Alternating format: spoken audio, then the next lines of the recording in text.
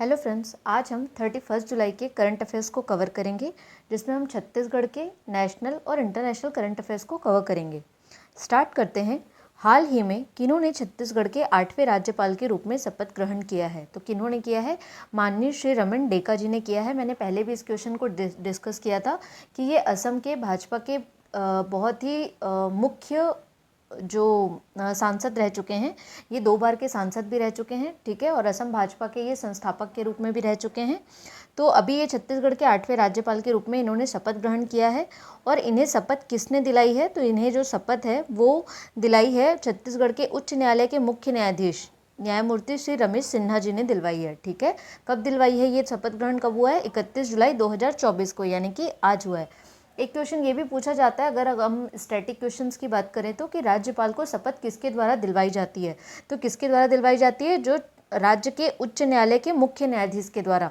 और अगर वह अनुपस्थित है, अगर वह नहीं है, तो फिर कौन दिलाएगा? उच्च न्यायालय का जो वरिष्ठतम न्यायाधीश होगा वो दिलाता है, ठीक है। तो इसे ध्यान रखेंगे। आगे बढ़ते हैं। राज्यपाल का शपथ संविधान के किस अनुच्छेद में दिया गया है? बहुत ही इंपॉर्टेंट क्वेश्चन है, ये व्यापम में आ भी चुका है।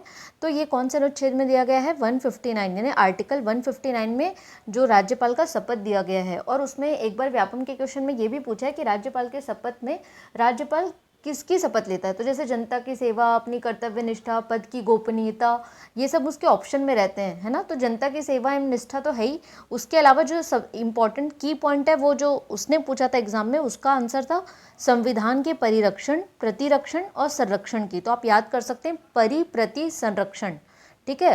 तो रक्षण दो तीनों में ही है। स्टार्टिंग है परि है, फिर प्रति है और फिर संरक्षण है, ठीक है। तो आप ध्यान रखेंगे इसे।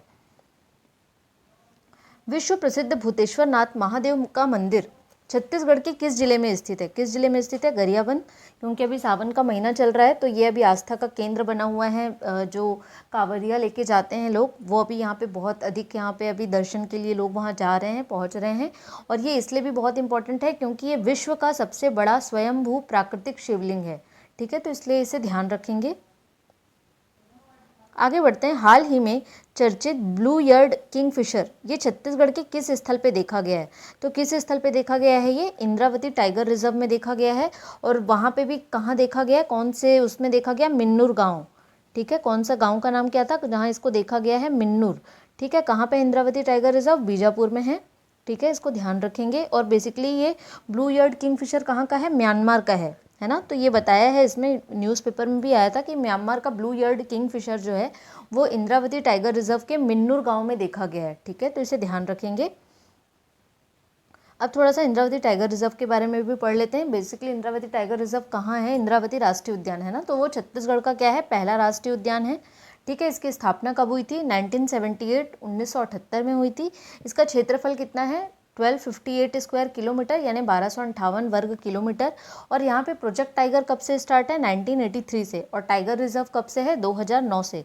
और अभ्यारण्य में मैंने आपको बताया था 2009 से वहाँ पे भी टाइगर रिजर्व है। कहाँ कहाँ पे है? यूएसए में, उदयंती, सीता नदी और अचानकमार में। तो इसे ध्यान रखना है, ठीक है। आगे बढ़ते हैं। ये भी इंपॉर्टेंट क्वेश्चन है बहुत। प्रधानमंत्री ई बस योजना के अंतर्गत छत्तीसगढ़ के कितने शहरों में ई बस का संचालन किया जाएगा? तो कितने शहरों में किया जाएगा? 5 शहरों में, ठीक है। इसको ध्यान रखेंगे। वो 5 शहर कौन कौन से हैं? रायपुर, दुर्ग, भिलाई, बिलासपुर और कोरबा, ठीक है। रायपुर में क्या होंगी? 100 मीडियम बसें चलेंगी। दुर्ग में 50, भिलाई में 50 मीडियम बसें चलेंगी। बिलासपुर में 35 मीडियम बसें चलेंगी और 15 मिनी बस चलेंगी। और कोरबा में 20 मीडियम चलेंगी और 20 मिनी बस चलेंगी।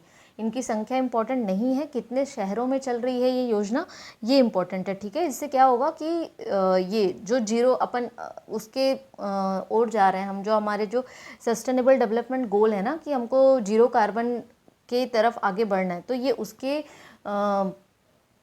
तरफ बढ़ाया गया क्या है? ये एक बहुत प्रमुख कदम है, ठीक है। तो इसे ध्यान रखेंगे। छत्तीसगढ़ की किस योजना का नाम बदलकर मोर संगवारी योजना किया गया है? पहले भी इसे बताया गया था, तो वो कौन सी योजना है? मुख्यमंत्री मितान योजना, ठीक है। इसका नाम बदल के अब क्या कर दिया गया? मोर संगवारी योजना कर दिया गया है। कौन सा राज्य भारत का सबसे प्रमुख स्टील निर्माता है? तो कौन सा है? छत्तीसगढ़ है, क्योंकि ये अकेले 20% उत्पादन करता है भारत का, ठीक है। तो ध्यान रखेंगे इसे। हाल ही में, बहुत ही इंपॉर्टेंट क्वेश्चन है, हाल ही में यूपीएससी का अध्यक्ष किन्हें नियुक्त किया गया है?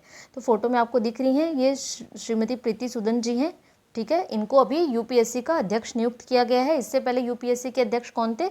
श्री मनोज सोनी जी थे। उनके इस्तीफे के बाद क्या हुआ है, इनका नियुक्ति किया गया है 30 जुलाई को, ठीक है। तो एक बार इसको पढ़ लेते हैं। मनोज सोनी जी के इस्तीफे के बाद 30 जुलाई 2024 को प्रीति सूदन जी को यूपीएससी का अध्यक्ष नियुक्त किया गया है, ठीक है। ये 1983 बैच की आईएएस अधिकारी हैं। 1 अगस्त से ये पदभार ग्रहण करेंगी और इससे पूर्व ये क्या थी? केंद्रीय स्वास्थ्य सचिव के पद पर कार्यरत थी, ठीक है। तो इसे ध्यान रखेंगे, बहुत ही इंपॉर्टेंट क्वेश्चन है। आगे बढ़ते हैं। इंग्लिश चैनल पार करने वाली सबसे कम उम्र की एवं सबसे तेज पैरा तैराक कौन बन गई है? तो कौन बनी है?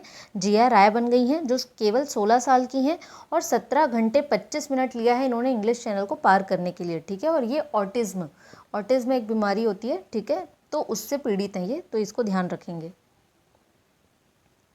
पेरिस ओलंपिक 2024 ओलंपिक का कौन सा संस्करण है? बहुत ही इंपॉर्टेंट है। मैं कोशिश करूंगी कि मैं हर वीडियो में 1 से 2 क्वेश्चन आपको पेरिस ओलंपिक के कराते रहूं, जिससे आप इस टॉपिक से अपडेटेड रहें, क्योंकि इस साल के किसी न किसी एग्जाम में पेरिस ओलंपिक 2024 से रिलेटेड एग्जाम 150% आएंगे, है ना। तो इसलिए आप उसके 2-2 क्वेश्चन करते रहे। लास्ट में इनका कंपाइल करके मैं एक वीडियो लेके आ जाऊंगी, ठीक है। तो आप इसको देख लेंगे पूरा। तो पेरिस ओलंपिक 2024 ओलंपिक का कौन सा संस्करण है? 33वां संस्करण है, ठीक है। तो आज के लिए हम इतना ही वीडियो क्वेश्चंस कवर करेंगे। अगर आपको ये वीडियो अच्छा लगा है तो इस चैनल को सब्सक्राइब कीजिए, वीडियो को लाइक कीजिए और अपने दोस्तों के साथ भी शेयर कीजिए, क्योंकि जुलाई मंथ कंप्लीट हो गया है। तो अब मैं जुलाई मंथ के पूरा करंट अफेयर लेके आऊँगी छत्तीसगढ़ का। अगर आप लोगों को नेशनल का भी चाहिए होगा तो हम नेशनल का भी अपलोड करेंगे। तो छत्तीसगढ़ के हम नेशनल और छत्तीसगढ़ का जुलाई मंथ का करंट अफेयर लेके आएंगे। 1 या 2 दिन में वो अपलोड हो जाएगा। तो जो भी चैनल से जुड़े नहीं हैं वो चैनल को सब्सक्राइब कर लीजिए, ताकि अगर इसमें कोई भी वीडियो अपलोड हो तो आप लोगों को वो तुरंत पता चल जाए। Thank you so much.